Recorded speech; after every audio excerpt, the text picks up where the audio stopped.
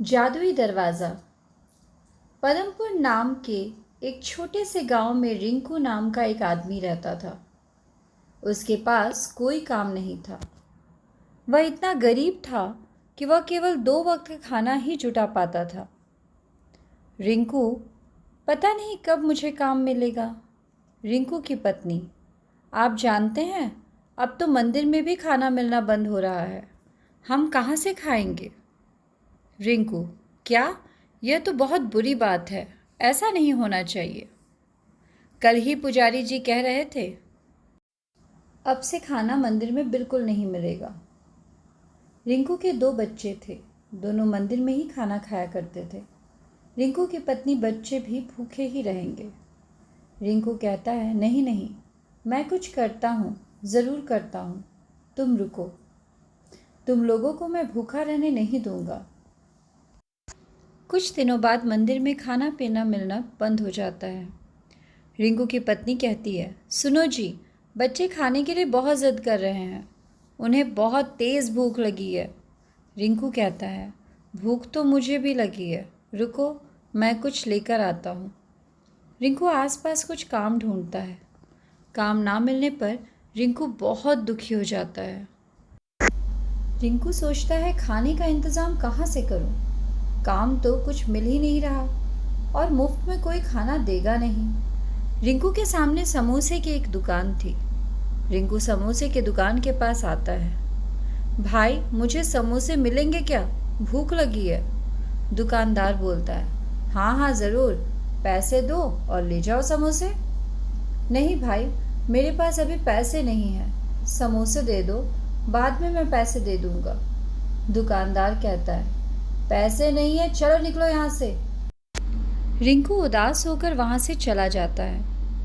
वह वापस घर आता है तो देखता है उसकी पत्नी एक ओर बैठी है और दूसरी तरफ बच्चे रो रहे हैं। रिंकू अपने कदम पीछे ले लेता है। रिंकू, अब तो खाना लेकर आना ही पड़ेगा। वह समोसे की दुकान के पास वापस जाता है। दुकान के लोग आपस में बात कर रहे थे। तभी रिंकू वहाँ से समोसे उठा लेता है और वहाँ से भाग जाता है। ऐसा करते हुए दुकानदार उसे देख लेता है और चिल्ला उठता है, चोर चोर। उसमें से एक आदमी रिंकू के पीछे भागता है। भागते भागते रिंकू एक पेड़ के पीछे छिप जाता है और दुकानदार आगे निकल जाता है। कुछ देर बाद रिंकू घर पहुँचता है और अपनी पत्नी से कहता है, देखो सुंदरी, मैं क्या लेकर आया हूँ। सुंदरी, लेकिन तुम्हारे पास पैसे कहाँ से आए? रिंकू, चलो पहले से खाते हैं, फिर बाद में बात करते हैं। सुंदरी बच्चों को एक एक समोसा देती है और खुद भी दोनों एक समोसा ले लेते हैं। रिंकू की पत्नी कहती है, अच्छा अब बताओ समोसे कहाँ से आए? रिंकू झिझकता हुआ कहता है, भाग्यवान, मैंने पहले समोसे वाली दुकान में समोसा मांगा तो उसने मना कर दिया, फिर मुझे चोरी करनी पड़ी। रिंकू की पत्नी कहती है, क्या चोरी? अरे यह सब सही नहीं है। रिंकू कहता है, तो क्या करूं? अपने बच्चों को भूखा मरता हुआ देखूं? काम भी मिलता नहीं। रिंकू की पत्नी रिंकू की बात सुनकर चुप हो जाती है। रिंकू कहता है, तुम चिंता मत करो, मैं ज़्यादा दिन तक ऐसा नहीं करूँगा। भूख की वजह से रिंकू को हर बार चोरी करनी पड़ती है। वह अभी तक सभी से बचता आ रहा था। रिंकू कहता है, हे भगवान, मुझे आगे भी इसी तरह बचाते रहना। एक दिन रिंकू खाने का कुछ सामान चोरी करके भाग रहा था। तभी दुकानदार उसे पकड़ लेता है। दुकानदार कहता है, अब तू नहीं बचेगा, अभी तुझे सरपंच जी के पास लेकर चलता हूँ। दुकानदार रिंकू को सरपंच जी के पास लेकर जाता है। दोनों की बात सुनकर सरपंच जी कहते हैं, क्यों रिंकू, तुमने ऐसा क्यों किया?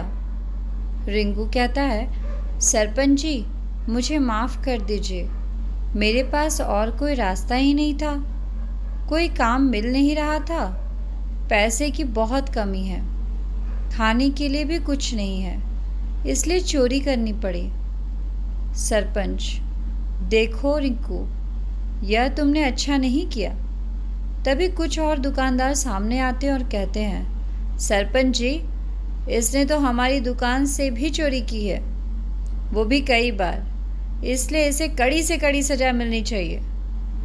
सरपंच जी कहते हैं, अच्छा अच्छा, सभी लोग शांत हो जाइए। रिंकू, तुम इस गांव में रहने लायक नहीं हो। आज के आज तुम अपने परिवार के साथ यह गांव छोड़कर हमेशा हमेशा के लिए चले जाओ। रिंकू कहता है, मगर सरपंच जी, मैं कहाँ जाऊँ? सरपंच जी कहते हैं, वो मैं नहीं जानता, तुम यह गांव छोड़कर चले जाओ बस। रिंकू उदास होकर घर आता है और अपनी पत्नी को सारी बातें बताता है। रिंकू की पत्नी कहती है, मगर हम जाएंगे कहाँ? रिंकू कहता है, पता नहीं भाग्यवान, अब तो हमें इस गांव से जाना ही होगा। बच्चों को साथ ले लो और चलो यहाँ से। रिंकू बच्चे और पत्नी के साथ गांव छोड़कर चला जाता है। सुंदरी, गांव से तो निकल गए, लेकिन रहने के लिए तो कोई जगह नहीं मिल रही। अब हम क्या करें? रिंकू कहता है, यह तो मुझे भी समझ नहीं आ रहा। एक काम करते हैं, हम यहीं आसपास रुकते हैं। सुबह होते ही हम गांव चले जाएंगे और छुपकर जंगल में रहेंगे। रिंकू की पत्नी कहती है, अगर गांव वालों ने हमें पकड़ लिया तो क्या होगा? रिंकू कहता है, ऐसा कुछ नहीं होगा, हम सभी छिपकर रहेंगे। रात होते ही रिंकू अपनी पत्नी और बच्चों के साथ गांव वापस आ जाता है और जंगल में जाकर छुप जाता है। रिंकू कहता है, सुनो सुंदरी, अब हम यहीं रहेंगे। रिंकू की पत्नी कहती है, जी ठीक है। रिंकू कुछ लकड़ियां लेकर आता है और घास फूस से मिलकर एक प्यारी सी झोपड़ी बना देता है। इस तरह वह अपने परिवार के साथ गांव में छुपकर रहने लगता है। पेड़ से फल तोड़कर खा लेता है और कुछ फल अपने परिवार के लिए भी तोड़कर लाता था। जो कुछ सब्जियां मिल जाती उन्हें ही वो बनाकर खा लेते थे। जंगल में रहकर रिंकू हमेशा यही सोचता, काश गांव वाले हमें माफ़ कर दे और हमें स्वीकार कर ले। रिंकू कहता है, कितना अच्छा होता अगर गांव वाले इस बात को भूल जाते और हमें पहले की तरह स्वीकार कर लेते। उसकी पत्नी कहती है, पता नहीं ऐसा कभी हो पाएगा भी या नहीं, मगर मुझे यहाँ रहने में काफ़ी डर लग रहा है। अगर उन्हें पता चला तो अच्छा नहीं होगा। रिंकू कहता है, जब तक सब कुछ सही चल रहा है चलने देते हैं, क्योंकि अभी हमारे पास कोई और उपाय नहीं है। अचानक गांव में शोर होता है कि एक शेर घुस आया है। यह बात रिंकू को पता नहीं थी। कुछ गांव वाले जंगल में लकड़ियां काटने आते हैं। उनमें से एक लकड़ी काटने वाला कहता है, भाई कहीं मत जाना, पता नहीं कब शेर आ जाए। दूसरा कहता है, हाँ मैं यहीं खड़ा हूँ, तू लकड़ी काट। जब से गांव में शेर के आने की खबर आई है तब से सबकी हालत ख़राब हो गई है। यह सब रिंकू सुन लेता है। वह दोनों आदमी लकड़ी काट कर चले जाते हैं। रिंकू भागकर अपनी झोपड़ी में जाता है और अपनी पत्नी से कहता है, पता है सुंदरी, कुछ लोग लकड़ी काटने आए थे। वह कह रहे थे गांव में शेर घुस आया है, अगर यहाँ आ गया तो हम क्या करेंगे? रिंकू की पत्नी कहती है, फिर तो हमें भी सतर्क रहना चाहिए। रात के वक्त रिंकू अपनी झोपड़ी की रखवाली करने लगता है। एक रात रिंकू को अचानक पैरों की आवाज़ सुनाई देती है। वह अपनी पत्नी को जगाता हुआ कहता है, सुनो भाग्यवान, उठो और बच्चों को भी उठाओ, किसी के पैरों की आवाज़ आ रही है।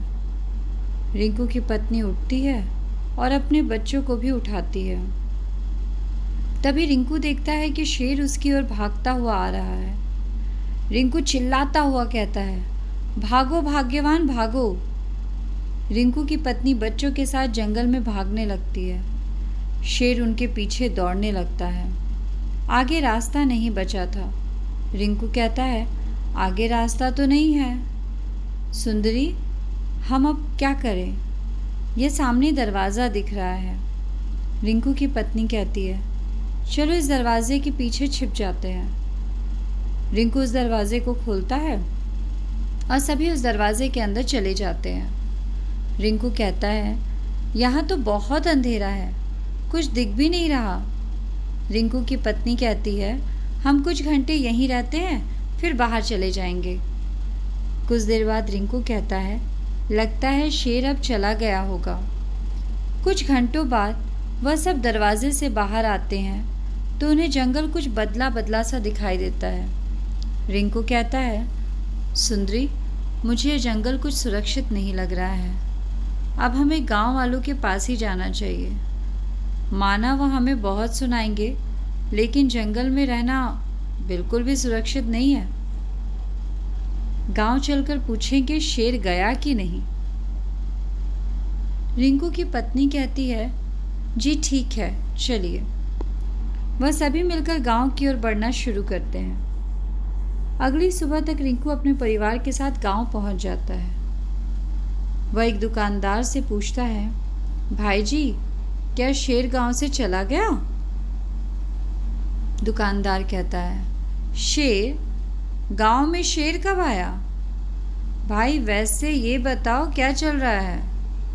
आजकल तुम्हें कोई काम मिला या नहीं?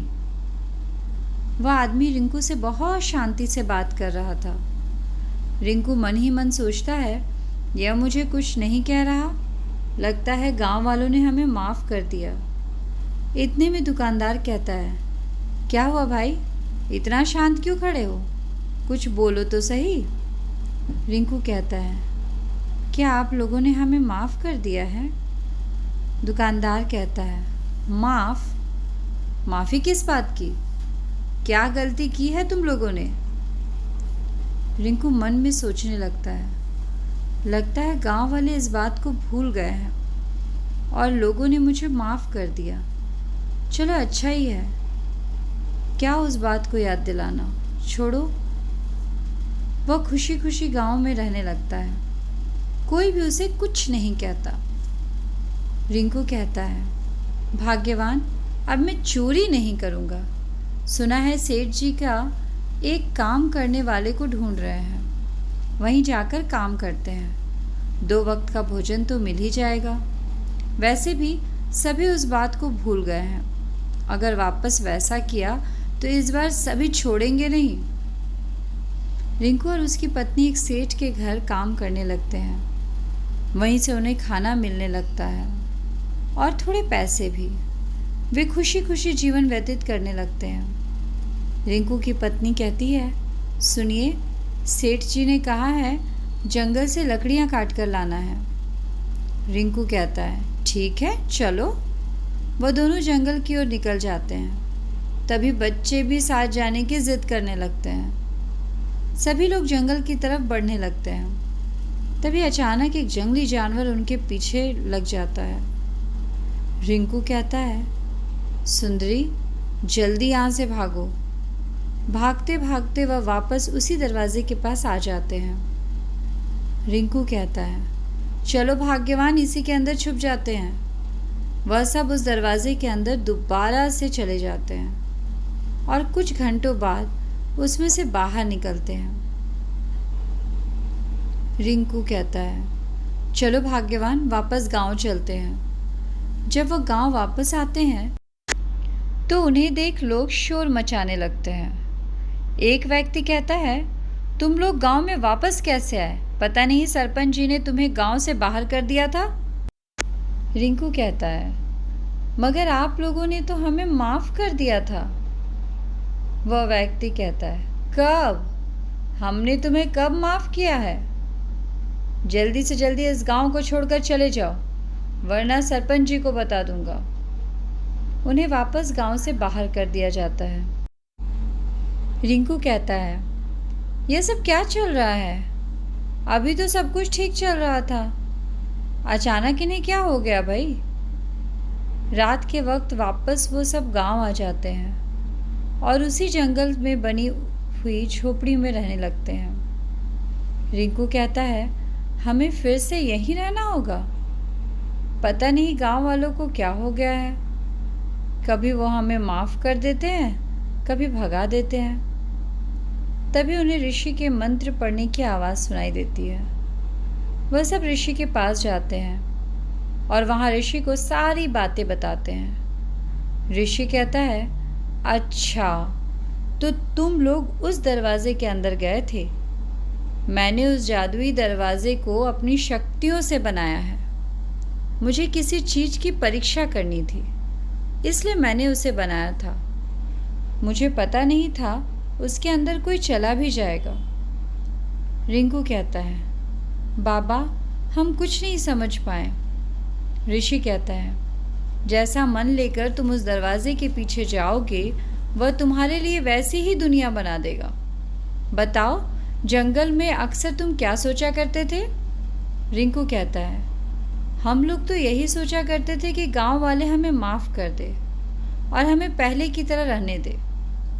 ऋषि कहता है, अच्छा, तो उस जादुई दरवाजे ने तुम्हारे लिए वैसी ही दुनिया बनाकर दी थी। जब तुम दोबारा उस दरवाजे के पीछे गए तो तुम वापस उस असल दुनिया में आ गए। रिंकू कहता है, अच्छा, तो ऐसी बात है। ऋषि कहता है, हाँ, और उस दुनिया से जो कुछ भी तुम लेकर आए हो वह सब जादुई होगा। रिंकू कहता है, बाबा, हम लोग तो लकड़ियाँ काटने आए थे, इसलिए हम वहाँ से कुल्हाड़ी लेकर आए थे। ऋषि कहता है, अच्छा, फिर तो ये जादुई कुल्हाड़ी है। रिंकू पूछता है, बाबा, इस कुल्हाड़ी की जादुई शक्ति क्या है? ऋषि बताता है, यह जादुई कुल्हाड़ी लकड़ियों को जल्दी से जल्दी काट देगी, वह भी खुद से। तुम्हें इसमें बल लगाने की भी ज़रूरत नहीं पड़ेगी। यह सुनकर रिंकू अपने परिवार के साथ वहाँ से चला जाता है। रिंकू कहता है, सुनो भाग्यवान, अब क्या किया जाए?